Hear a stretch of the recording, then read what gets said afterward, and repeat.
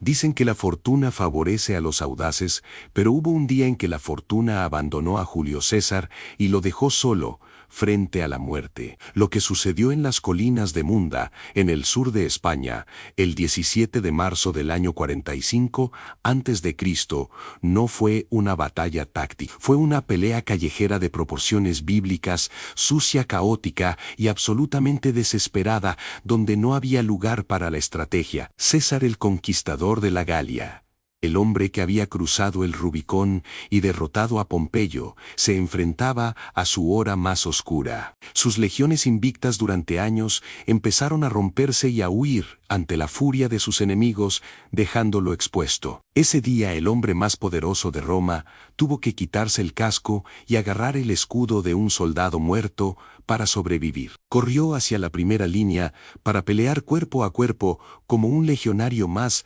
gritando para que no lo dejaran solo. Más tarde, confesaría a sus amigos con la voz temblorosa que muchas veces había luchado por la victoria, pero que ese día, por primera vez en su vida, había tenido que luchar físicamente por su propia supervivencia. Parte 1. La venganza de los hijos. Para entender la brutalidad de Munda, hay que entender que la guerra civil romana no había terminado. Aunque Pompeyo el Grande había muerto sus hijos, Nio y Sexto Pompeyo habían huido a Hispania buscando refugio y venganza. Junto a ellos estaba Tito Labieno, el antiguo lugarteniente de César, y el único hombre que conocía todos sus trucos militares. Allí reunieron un ejército gigantesco de 13 legiones, una fuerza formidable nacida del odio puro y la desesperación. Era una mezcla peligrosa de veteranos pompianos esclavos,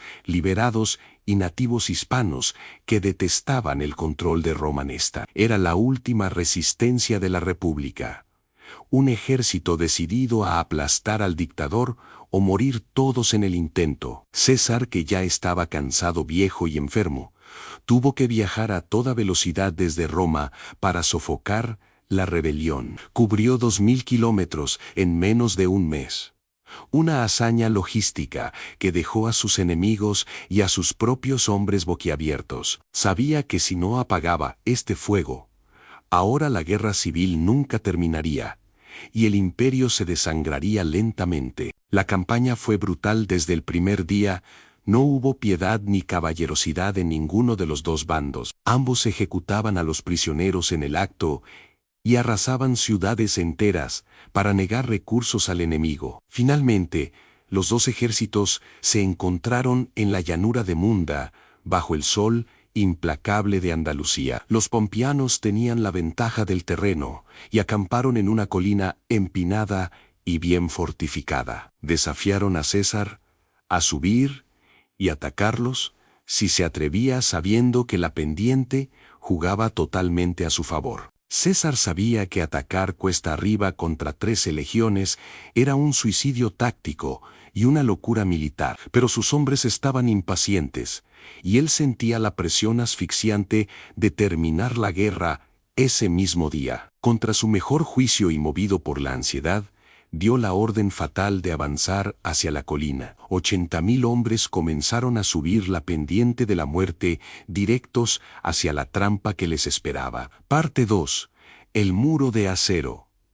El choque de las líneas fue sísmico, y el ruido del metal contra el metal se escuchó a kilómetros. 13 legiones pompeyanas contra 8 legiones cesarianas chocaron en medio de la ladera resbaladiza y polvorienta. Pero esta vez la magia de César no funcionó como siempre, y sus veteranos se encontraron con un muro. Los pompeanos, luchando bajo la mirada de sus líderes y con la ventaja de la altura, no cedieron ni un centímetro. Lanzaron una lluvia de jabalinas que frenó en seco el avance de los veteranos de la famosa Legión X. El combate se estancó en un empujón sangriento, donde el cansancio y el terreno jugaban en contra de los atacantes. Pasaron las horas y la línea de César no lograba romper el frente enemigo por más que empujaban. Al contrario, la línea empezaba a doblarse peligrosamente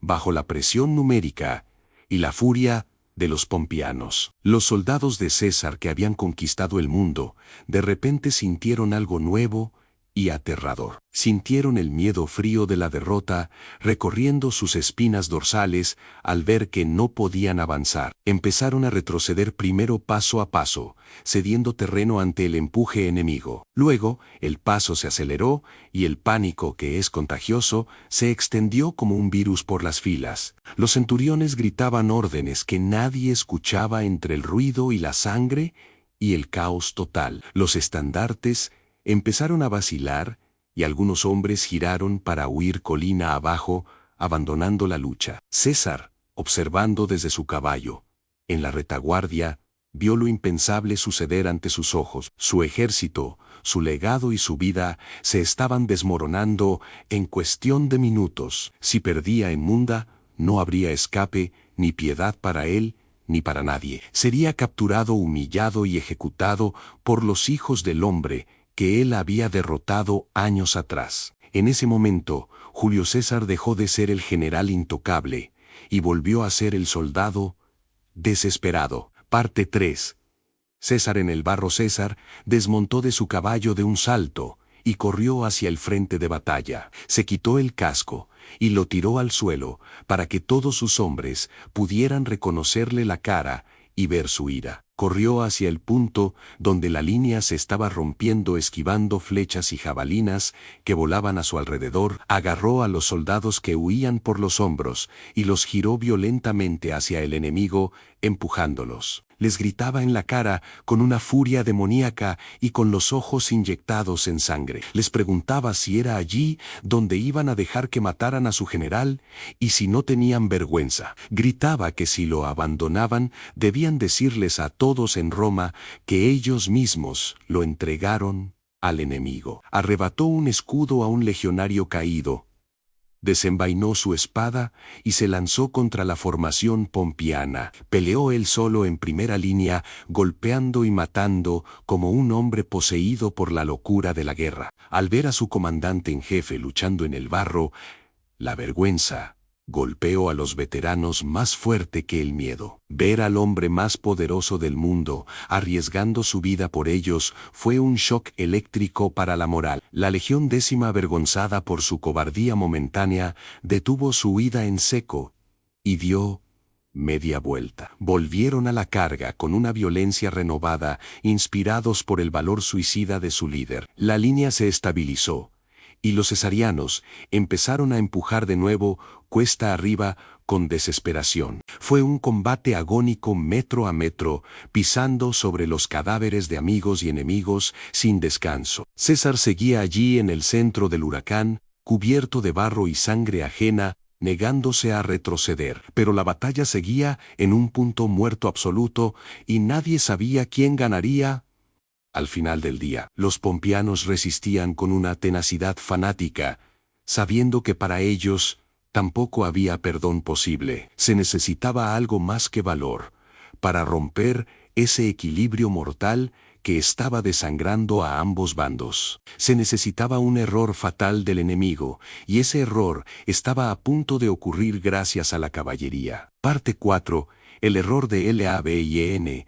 O mientras la infantería se mataba en el frente, ocurrió algo inesperado en los flancos. La caballería del rey Bogad, un aliado moro de César, decidió rodear la colina por su cuenta para atacar la retaguardia. Atacaron el campamento pompiano, donde estaban las provisiones y las familias de los soldados rebeldes. Tito Labieno, el comandante pompiano, vio el peligro por el rabillo del ojo y reaccionó rápido. Tomó 5 cohortes de la reserva para interceptar a la caballería mora y proteger su base de suministros. Fue una maniobra táctica correcta y necesaria para evitar que les robaran todo lo que tenían. Pero en el caos y el ruido ensordecedor de la batalla, nadie en la infantería entendió lo que pasaba. La infantería pompiana de primera línea, que ya estaba agotada, vio moverse los estandartes de Labieno hacia atrás. Vieron que se dirigían hacia la retaguardia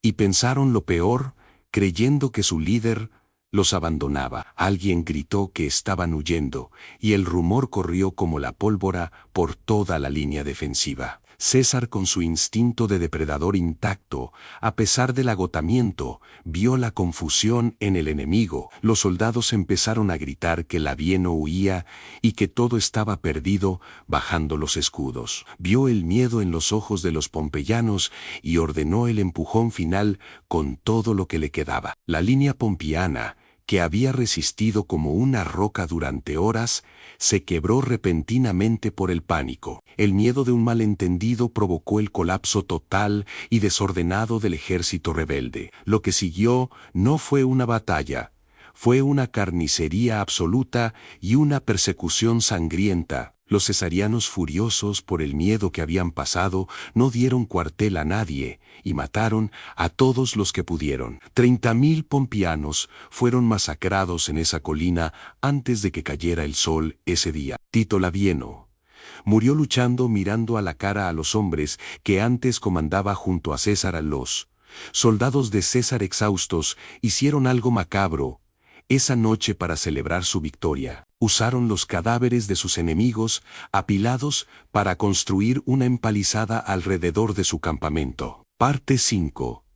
El fin de la República. La victoria de Munda marcó el final definitivo y sangriento de la guerra civil romana. César regresó a Roma no solo como vencedor, sino como el amo absoluto del mundo conocido. Fue nombrado dictador perpetuo, un título que nunca antes se había atrevido a aceptar tan abiertamente. Pero Munda le había cambiado por completo y algo se rompió en él ese día en España. El hombre que volvió estaba más duro, más arrogante y mucho menos paciente con la política. La brutalidad de esa última batalla le hizo sentir que era verdaderamente intocable e invencible. Irónicamente, fue esta victoria total la que selló su destino final y aceleró su muerte. Sus enemigos en el Senado, al ver que no podían derrotarlo en el campo de batalla, cambiaron de táctica. Decidieron usar cuchillos escondidos en las togas en lugar de espadas en la guerra abierta. Apenas un año después de sobrevivir milagrosamente en las colinas de Munda, César caería asesinado a traición. Los idus de marzo cobrarían la deuda de sangre que la muerte no pudo cobrar en España. Pero ese día, bajo el sol y el barro, César demostró por qué es una leyenda eterna. No por su estrategia brillante, que ese día falló y casi lo lleva a la ruina total, sino por su voluntad inquebrantable de negarse a perder incluso cuando todo estaba perdido. Gracias por acompañarme al año 45 a.C. a revivir el desastre de Mundancy. ¿Te apasiona la historia de Roma tanto como a nosotros? No olvides suscribirte al canal, dale like al video para apoyar nuestro trabajo y que sigamos contando estas historias épicas. Los leo en los comentarios para debatir sobre el destino del hombre más grande de Roma. ¿Y tú crees que César habría preferido morir peleando en Munda antes que ser traicionado en el Senado? Esto fue Batallas Romanas. Y ahora, si me despido, hasta la próxima. Hasta pronto, generales, nos vemos en el próximo combate.